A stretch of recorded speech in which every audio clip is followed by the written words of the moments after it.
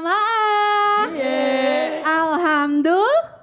Alhamdulillah masih pada tema kita nih ya, suami idaman para istri. Nah jamaah yang di rumah nih mungkin yang sudah nonton dari segmen awal dan sudah mencatat poin-poinnya.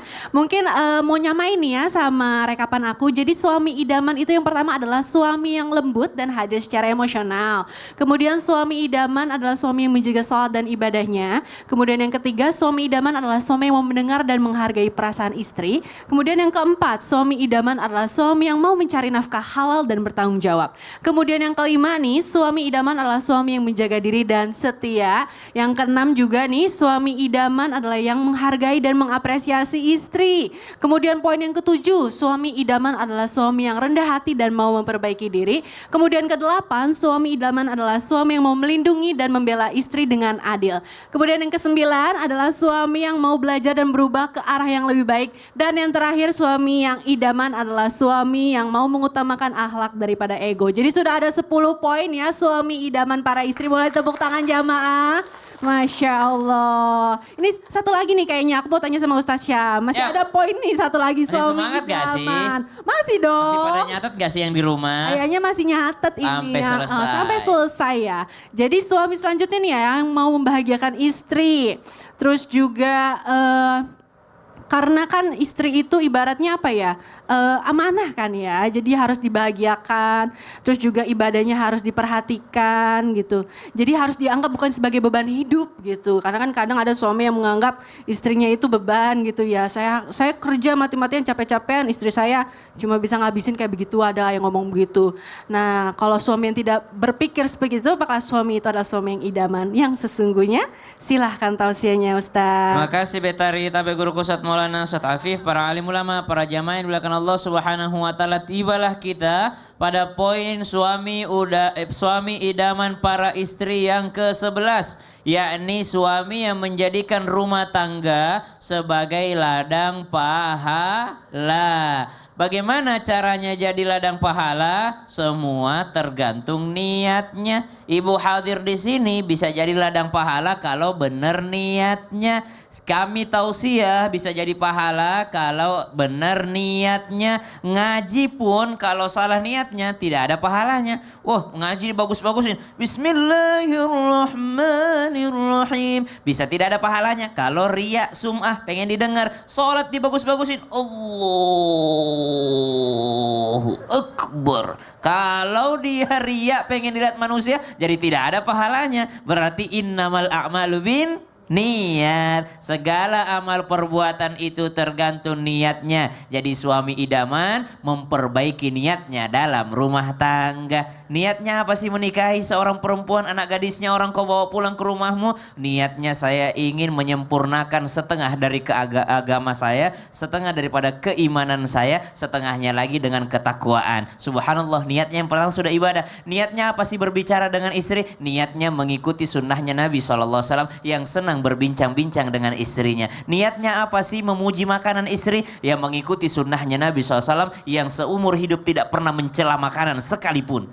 Nabi Muhammad SAW tidak pernah mencela makanan sedikit pun. Kalau tidak disuka ya tidak dimakan, tapi tidak pernah sedikit pun mencela makanan, apalagi makanan buatan istrinya. Subhanallah, maka suami yang seperti inilah yang menjadi suami idaman. Bagaimana lagi supaya bisa jadi ibadah? Bukan hanya niat diperbaiki, tapi caranya. Ada orang niatnya bagus, tapi salah caranya sholat. Oh, ada orang niatnya menikah ibadah, tapi caranya dalam berumah tangga salah. Dia tidak menjalankan nafkahnya, nafkah lahir batinnya dia lupakan. Dia, oh yang penting niat saya ibadah, tidak perlu rizki dari Allah. Dia tidak mau kerja, subhanallah. Berarti caranya salah. Meskipun niatnya baik, tetap dia punya kewajiban memberi nafkah lahir, sandang, pangan, papan, subhanallah. Lalu memberikan nafkah batin. Apa nafkah batin itu? Membahagiakan, mendidik agamanya, ngajak dia sholat. Betapa tersiksanya batin seorang istri yang dicukupi materinya, dikasih tempat tinggal,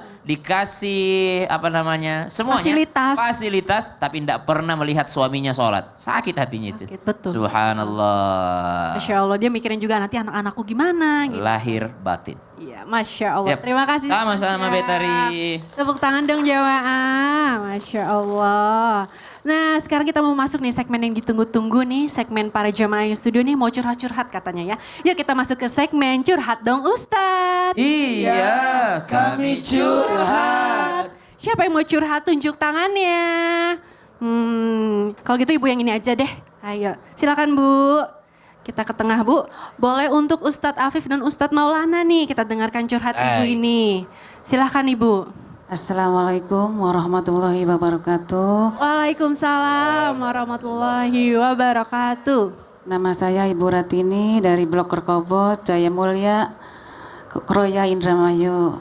Mau curhat Pak Ustadz? Iya curhat apa Bu? Saya punya tetangga ya, ngatain saya tuh maaf, kasar sekali. Ngatain saya tuh.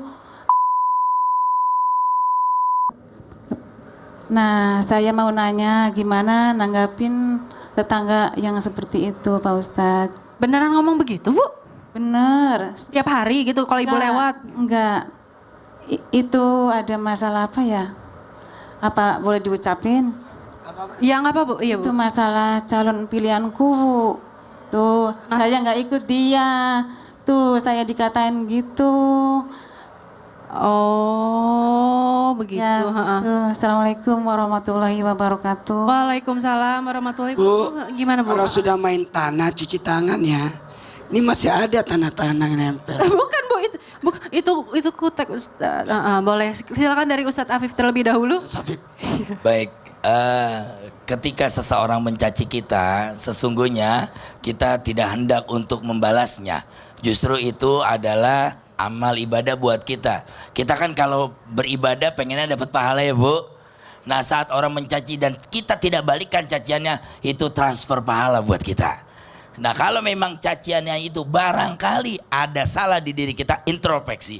Kenapa sih tetangga ini kok gini sama saya, buru-buru introspeksi. Kalau ternyata dinilai, ditanya salah saya apa ya, ternyata tidak ada salahnya dan memang itu kebencian tetangga kita, maka kembalikanlah dengan akhlakul mulia, akhlakul karimah. Itulah cara orang Islam beradab dengan tetangganya. Dan sebaik-baiknya kita adalah yang berlaku baik dengan tetangganya. Betul, Masya Allah. Nah dari Ustadz Maulana belum? Ibu nggak mau? Ada 3 cara menghadapi orang seperti ini yang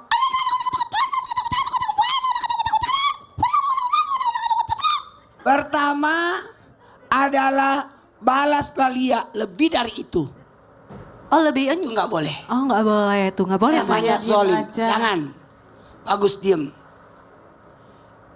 Tapi ini Ustadz sakit. Yang kedua, tapi diam juga nggak bagus Bu. Iya sakit. Yang kedua, balaslah yang sama.